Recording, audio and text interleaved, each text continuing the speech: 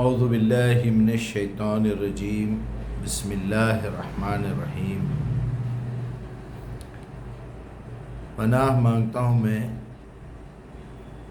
اللہ کی شیطان مردود کے شر سے، بہکاوے سے۔ اللہ کے نام سے شروع کرتا ہوں جو بے انتہا مہربان نہایت رحم والا ہے۔ آج ہم سورہ بقرہ کا 10واں رکوع آیت نمبر 83 سے پڑھیں گے، اس کا اردو ترجمہ۔ یاد کرو اسرائیل کی اولاد سے ہم نے پختہ عہد لیا تھا کہ اللہ کے سوا کسی کی عبادت نہ کرنا، ماں باپ کے ساتھ، رشتہ داروں کے ساتھ، یتیموں اور مسکینوں کے ساتھ اچھا سلوک کرنا، لوگوں سے بھلی بات کہنا، صلاۃ قائم کرنا یعنی اللہ سے تعلق جوڑے رکھنا، اور پیوریفیکیشن کرتے رہنا، زکوٰۃ دینا۔ یہاں اقیم الصلاۃ و آتوا الزکاۃ ہے، اس میں اکثر ہم لوگ یہ غلطی کرتے ہیں، اقیم الصلاۃ کا مطلب نماز قائم کرو اور زکوٰۃ کا مطلب زکوٰۃ دو۔ ایسا نہیں ہے، ہر جگہ زکوٰۃ پیسے کے لیے نہیں کہی جاتی۔ اوپر جو گناہ بیان کیے جا رہے ہیں اس گناہوں کی پیوریفیکیشن کا وہاں پر مطلب نکالا جاتا ہے، کیونکہ زکوٰۃ کا مطلب ہے تزکیہ، پیوریفیکیشن۔ اقیم الصلاۃ، صلاۃ کہتے ہیں تعلق کو، تعلق قائم رکھنا۔ صلاۃ جو ہے اقرأ الصلاۃ نہیں ہے، اقیم الصلاۃ ہے۔ وآتوا الزکاۃ ثم تولیتم الا قلیلا، لوگوں سے بھلی بات کہنا، تعلق قائم رکھنا اللہ سے، اور پیوریفیکیشن اپنا زکوٰۃ دیتے رہنا یعنی پیوریفیکیشن کرتے رہنا، مگر تھوڑے آدمیوں کے سوا تم سب اس عہد سے پھر گئے۔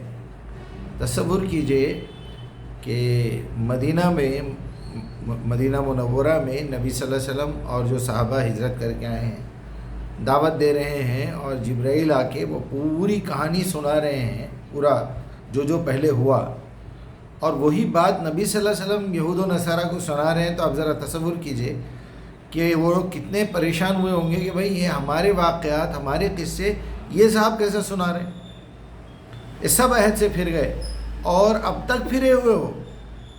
کمال کی بات ہے۔ دیکھیے 84، پھر ذرا یاد کرو ہم نے تم سے مضبوط عہد لیا تھا کہ آپس میں ایک دوسرے کا خون نہ بہانا اور نہ ایک دوسرے کو گھر سے بے گھر کرنا۔ تم نے اس کا قرار کیا تھا، تم خود ہی اس پر گواہ ہو۔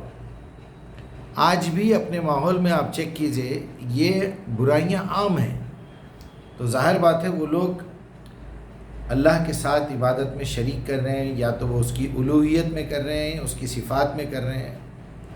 چلیے، مگر آج پھر وہی تم ہو کہ اپنے بھائی بندوں کو قتل کرتے ہو، اپنی برادری کے کچھ لوگوں کو بے گھر کر دیتے ہو، ظلم و زیادتی کرتے ہو، اور ظلم و زیادتی کے ساتھ ان کے خلاف جتھے بناتے ہو، یعنی فرقے بنانا اور جماعتیں بنانا،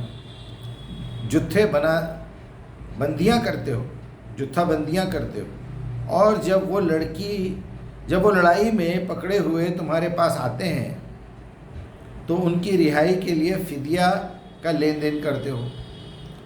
یہ بھی عام ہے بات آج بھی، حالانکہ انہیں ان کے گھروں سے نکالنا ہی شرع سے تم پر حرام تھا۔ تو کیا تم کتاب کے ایک حصے پر ایمان لاتے ہو اور دوسرے حصے کے ساتھ کفر کرتے ہو؟ پھر تم میں سے جو لوگ ایسا کریں ان کی سزا اس کے سوا اور کیا ہو سکتی ہے کہ دنیا کی زندگی میں ذلیل و خوار ہو کے رہیں اور آخرت میں شدید ترین عذاب میں مبتلا ہو جائیں۔ اللہ ان حرکات سے بے خبر نہیں ہے جو تم کر رہے ہو۔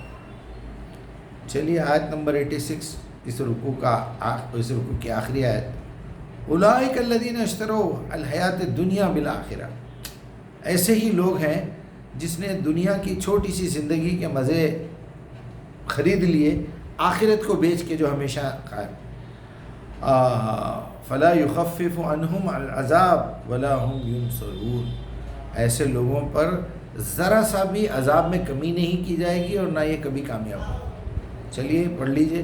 یہ لوگ ہیں جنہوں نے آخرت بیچ کر دنیا کی زندگی خرید لی ہے، لہٰذا نہ ان کی سزا میں کوئی تخفیف ہوگی اور نہ انہیں کوئی مدد پہنچے گی۔ یہ آیتیں آج سورہ بقرہ کی 86 ہو گئی اور 10 رکوع مکمل ہو گئے۔ میں اس سلسلے میں آپ سے دوبارہ یاد دہانی کراؤں گا کہ ہم قرآن جو ہے وہ قصے کہانیوں کے لیے نہیں پڑھ رہے، بلکہ ہم اس سے کچھ سبق حاصل کرنا چاہتے ہیں۔ سبق حاصل کرنا کیا ہے کہ اس کتاب کو آپ نے دنیا تک پہنچانا ہے۔ جب آپ پہنچانے کا کام کریں گے، جیسے میں آج آپ تک پہنچا رہا ہوں، تو میرے اندر ریویژن پیدا ہو رہا ہے۔ آپ سوچئے اگر میں اکیلا بیٹھ کے یہ پڑھ لیتا تو مجھ پہ کیا اثر ہوتا ہے اس کا؟ پھر بھول جاتا، پھر یاد کر لیتا، پھر بھول جاتا۔ چلو بھائی، یہ رمضان میں نے جو ہے ایک قرآن مکمل کر لیا، روز ایک پارہ پڑھتا رہا۔ اس سے زیادہ افسوس کی بات یہ ہے کہ بغیر سمجھے کے پڑھتے، یہ تو مذاق اڑانا ہو گیا قرآن کا۔ اس سے زیادہ افسوس کی بات یہ ہے کہ مسجد میں جا کے قیام اللیل کے نام پہ، تراویحوں کے نام پہ، تہجد کے نام پہ کھڑے ہوئے ہیں، ایک ایک پارہ، دو دو پارے، تین تین پارے، چھ چھ پارے، 10 پارے سے شبی شبینہ، آخری میں ایک شبی شبینہ۔ یہ قرآن کا مذاق اڑانا ہے، ایسے بالکل مت کیجیے، بہت بڑا گناہ ہے، بہت بڑا گناہ ہے۔ آپ اندازہ نہیں کر سکتے آپ قرآن کے ساتھ کیا بدتمیزی کر رہے ہیں، بہت بڑا گناہ مول رہے ہیں ہم لوگ۔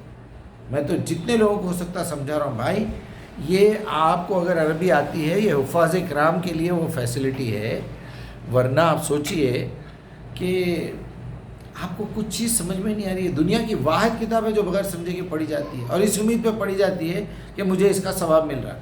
یقیناً ملے گا ثواب، لیکن گناہ کی شکل میں ثواب ملے گا، مار پڑے گی، عذاب دیا جائے گا۔ تم مذاق اڑاتے رہے میری کتاب کا؟ یہ سوال آپ سے ہونا ہے، کیونکہ کتاب کا اصل مقصد کیا ہے؟